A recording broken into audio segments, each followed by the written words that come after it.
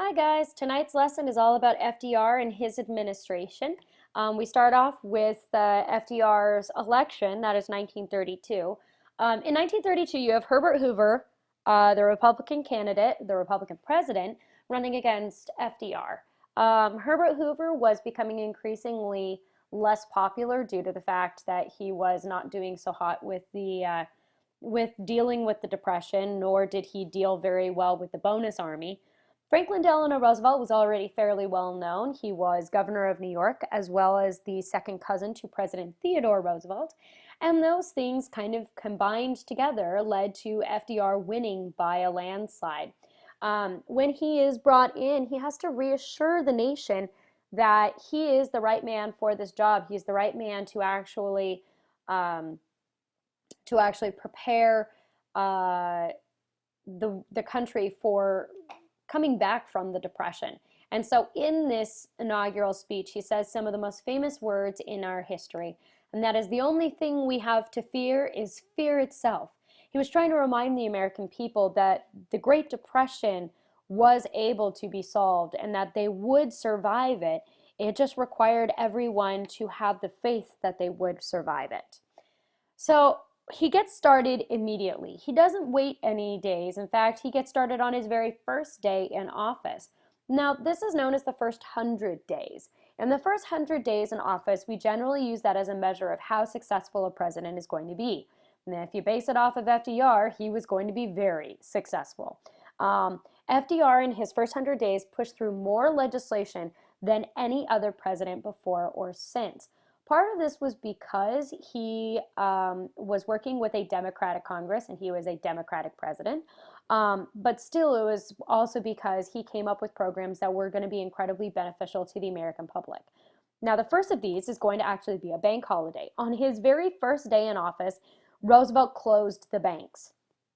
He said that the banks were not allowed to reopen until they had proved that they were financially sound enough to reopen and to stay open, to convince people that this was a good idea, because people would be very nervous that they go to their bank and their bank is closed. They're afraid that they've lost all of their money. He reassured the American public through a series of fireside chats. The fireside chats were a series of radio addresses that FDR gave throughout his administration to get them to have faith in the banks, to get them to support his programs that were supposed to help the Great Depression. And they were incredibly successful and attracted a lot of support. In fact, part of the reason why it was so successful was because of the way that he addressed the American public. Instead of on a regular address where he would say, "My fellow Americans," he said, "Good evening, friends." And just with that simple change, it really changed the way that the American public viewed him and they viewed his programs. He was doing this to help us, not to talk down to us. And so the American public very much supported his plans. And he continued to have these broadcasts all the way through World War II. Now, what these programs are, they're known as the New Deal, and all of these programs are meant to help revitalize America's economy. It got nicknamed Alphabet Soup because there are so many programs and they're all known by an acronym, and so it just looks like a bunch of alphabet soup. It's also known as being either the first or the second New Deal. And really all this means is defining which programs were created in the first administration and which ones were created in his second administration or his second term. We're going to go over these into a lot more detail next class, but one of the things you really must know about these is that they all can be categorized into one of three realms: relief, recovery, or reform. Relief meaning that people were going to have enough money to get through the day, get through the week, maybe get through the month. It was enough money so that people could start to feel safe about their lives. Recovery was a little bit more long term. It was the idea that they were going to start to rebuild, that people were going to get jobs, that people were going to get things back on track. And then reform was all meant to fix the problems that got us into this, problem in the first place. Now, you don't need to write these down because we're going to go over them into a lot more detail, but I just wanted to give you a view of why these are called alphabet soup and just how many of them there are. Now, not everybody likes Roosevelt. He does have quite a few critics, and a lot of his criticism comes from the fact that he is creating all of these programs and the government doesn't really have the money for it. It's called deficit spending, and it really makes him a lot of enemies. In fact, it makes him enemies even in his own political party. A group of conservative Democrats and wealthy businessmen get together and they create the American Liberty League. And this group was opposing the New Deal and Franklin Roosevelt because they felt that he was threatening their power as well as threatening the American public by spending so much money that the government may not survive. And they also saw these as incredibly socialistic ideals, and they felt that that was not healthy for America as well. Now, he also has some very specific critics, which we'll go over. First of which is Dr. Francis Townsend. This gentleman proposed that the federal government pay citizens over the age of 60 a pension of $200 a month, which was a lot of money back then, probably equivalent to about $3,000 a month today. These people, these elderly, would be required to spend all of that money every month.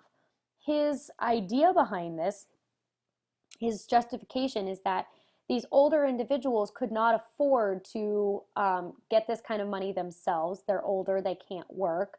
Plus, that would then open up jobs for younger people who needed them, who could work. And further from that, because they would have to spend the money, it would help kickstart the economy. The question was, where the heck is the government supposed to get this money for $200 a month for all of those older people? And that was where the problem hit. However, it would be a great inspiration for the Social Security Administration, which would come later on. Another one of his critics is Father Coughlin, a Catholic priest who had a very popular radio show.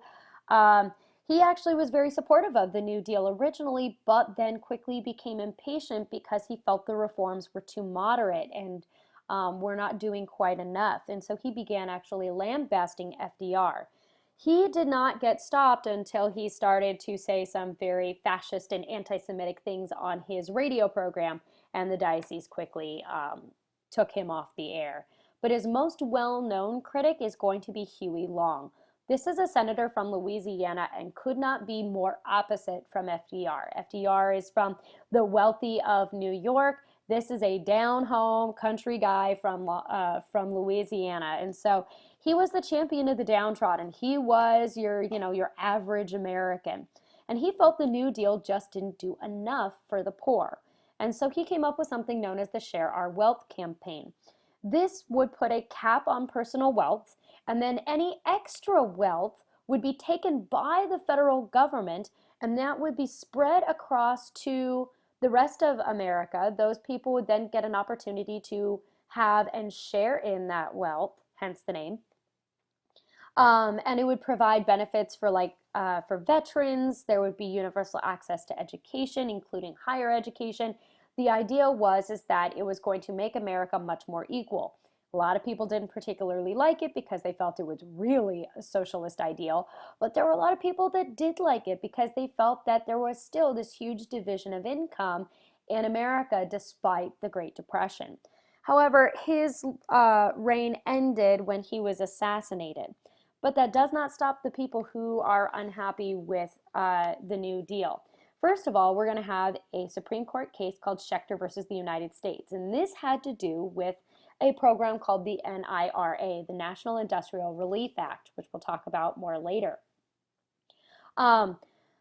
This was created, or this program created under the New Deal, had something known as the Live Poultry Code, which was a code for poultry employees, setting maximum number of hours and a minimum wage and things like this. Schechter versus the United States came to the Supreme Court because of a potential code violation. And what they ended up finding was that the code itself violated the Constitution because it was created by the executive branch, not by Congress. This has to do with the separation of powers. Congress is the one that gets to create laws and to create programs, not the president. And so because of this, it negated the New Deal program. The Supreme Court would later strike down several New Deal programs, including one which we will talk about next class, which is the Agricultural Adjustment Act. Because of all of these problems with the court, FDR gets a little bit pissy and he decides that he's going to fix the problem. He proposes legislation that is going to allow him to appoint 5 new Supreme Court justices to the bench.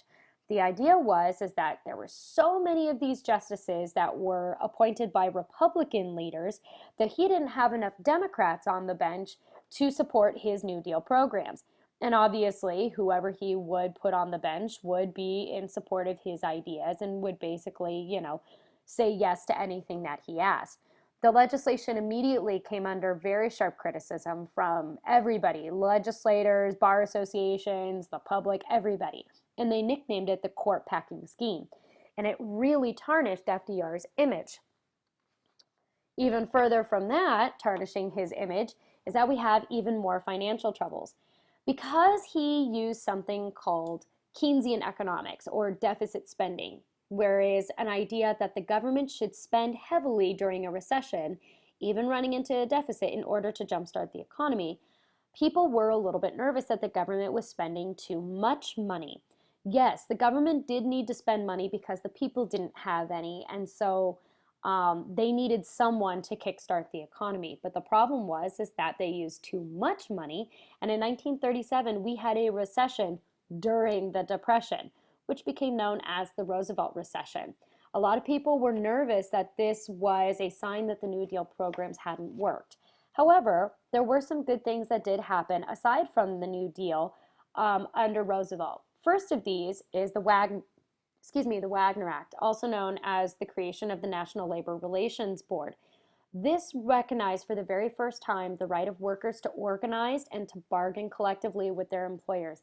It basically says once and for all that unions are legal, that they are identified as not being a monopoly or a trust, that they are there for the benefit of the workers. We also had the repeal of prohibition, as you see in the picture here.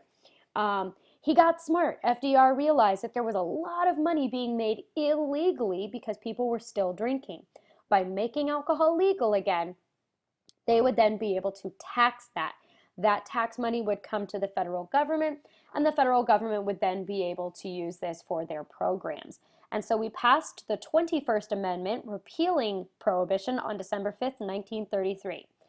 Although the New Deal did provide a lot of relief that was necessary to allow America to begin the road to recovery, although it did try and create a lot of reforms that would help prevent this kind of stuff from happening in the future, it really was not going to solve the Great Depression. It's really not until the outbreak of World War II that America is going to pull itself out of the Great Depression. And so with that, ladies and gentlemen, I leave you, and we will talk about these New Deal programs more next class.